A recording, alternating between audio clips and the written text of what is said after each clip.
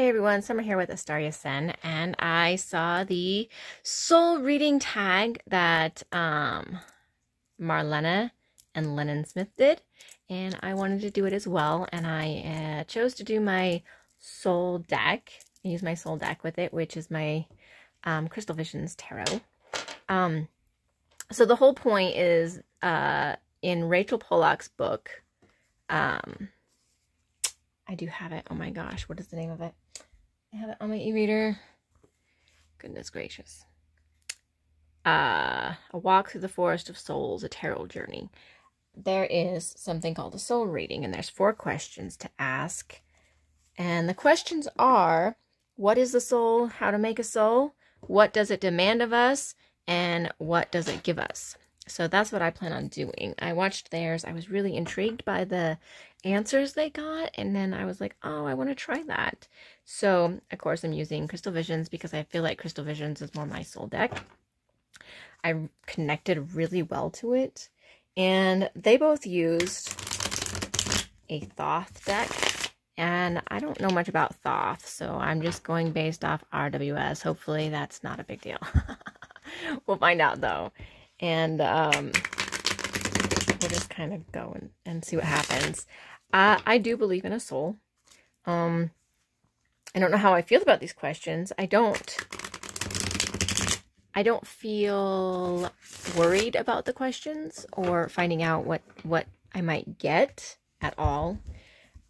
Mainly because my tarot is a tool for things like a soul to communicate with me. So, I mean, soul, fairies, universe, all of that kind of stuff. I would use my tarot for that kind of communication. So this doesn't really worry me.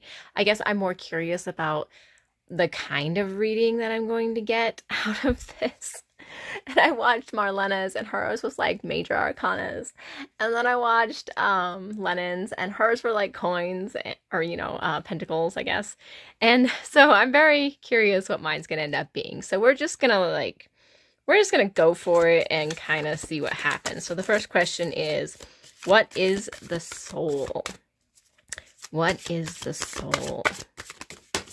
Okay, I'm going to leave that face down. Then I'm gonna go with how to make a soul.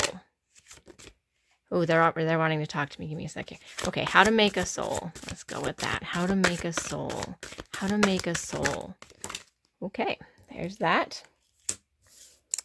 All right, the next one. What does it demand of us? Ooh, they're jumping all over the place today. There's 2 cards. Nope, that's the other card, so that's not 2 cards. Sorry. All right, last question. What does it give us? Whew! Yikes. Okay. How interesting that 2 of them turned over for me. And I'm a little off camera here, so I'm going to bring you guys down. There we go. Look at that. Look at that. Okay. First question. What is the soul? I don't really read reverse, so soul is the 9 of Wands. Oh boy. Wow. Wand energy is really powerful. It's like a really creative energy for me. Oh geez, look at that. She's got the lion with her. Is that yeah, that's a lion. It's a lion. And the fire, and the wands, and the tree, and the red, and she's strong, and she's fierce. 9's almost like a sense of completion, too. So, let's see. I read out of the book, so don't be offended. I still do that. 9 of Wands. Let's see what the 9 of Wands actually says in here. I do not have these things memorized. I got some of them memorized. Okay. 9 of Wands. Defensiveness, patience, and perseverance. Okay, somebody who's planning her next move. Okay, so as a soul, what is the soul? Maybe the soul in, you know, for me is more a perseverance of life, of desire, of ambition, energy, the stuff that makes everything real. I guess, in my life. I guess that's how I want to describe it. Like, that's the stuff that's going through my head, because wands are such a really powerful energy for me. They're very, very fierce energy. I know that the swords has a fierce energy too, but it's a little bit different. The wands, it's that fire building inside you, and it's just overwhelming sometimes. And I think that's what the Nine of Wands is there for. It's almost a sense of completion, but in order to have a completion in your soul, there might need to be some kind of balance. There might need to be something that you just haven't quite gotten there until you've actually lived your life. So that's interesting. Okay, next question. How to make soul? And I got the Seven of Cups. Okay. Now, of course, cups are emotion-based, and emotion, I feel like, does make soul, because it is your emotions that kind of bleed into the idea of soul. I guess for me it does, because feelings lead to that fire inside, whether it's anger or a fierce sense of belonging or happiness or ambition, anything like that. There's a feeling that drives it. So maybe it's that make that soul is a feeling. So let's look at the Seven of Cups real quick and see what it says here. Two Wands, Cups, 9, 7. A card of imagination, dreams, flights of fancy. So maybe part of what is making the soul is the desire to dream, the feeling of wanting that dream, that soul to be there. The scattering of energies, dealing with too many options, living in a dream world, creating illusions. So that, yeah, I feel like your feelings help create the soul, and it's your dreams, your hopes, your everything that really is put into this idea of soul. Okay, the next one is, what does it demand of us? Boom, I don't do reversals. The Magician. Ooh, oof, okay. Magician energy. Yikes. Magician is one of those ones that is like all-encompassing, right?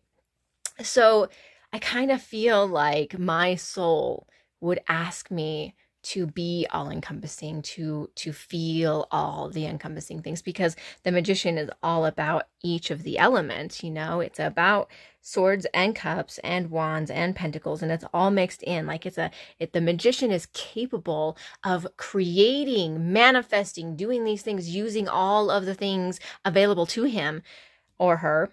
And I feel like the Magician is a very strong and creative, powerful source. So the demand of us is an ability, maybe an ability to manifest the desire of soul.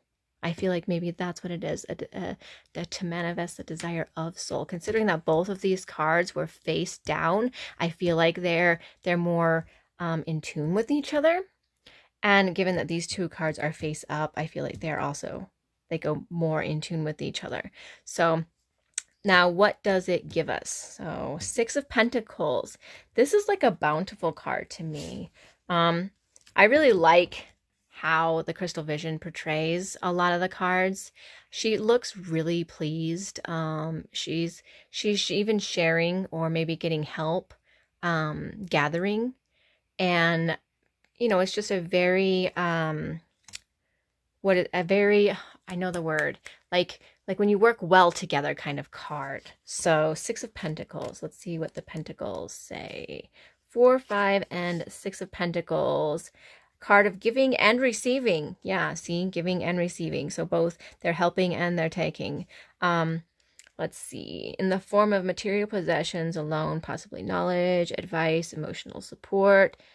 Mentor and prodigy, benefactor, recipient. The woman is harvesting fruits of labor. So okay, yes. So I feel like, what does it give us? It gives us bountiful options, bountiful ideas, bountiful feelings, bountiful energy. It's these two go together. These two go together. So you have the Seven of Cups and the Six of Pentacles, and The Seven of Cups is all these possibilities, and the Six of Pentacles is reining them in and gathering them. So it's giving us the option to gather possibilities, to gather our hopes and dreams and put them to good use, using the Magician, which is what it's demanding of us, right? Using the Magician and all of the stuff at our disposal to create the soul, to fulfill soul. So yeah, that's what I got. That's pretty powerful, actually, I feel. And I'm surprised by what actually came out. Only one major, and the Magician. I'm really in a manifestation area in my life. So I think that this is a really, it's a really solid, powerful reading for me. So thank you guys so much for joining me on this reading. I hope you do it. I would love to see other people do this reading because it is extremely interesting to see how the cards are reacted to, the kind of cards that come out for each individual person. So I will leave Marlena and Lennon's videos for this down in the description. And I hope you guys have a very great day.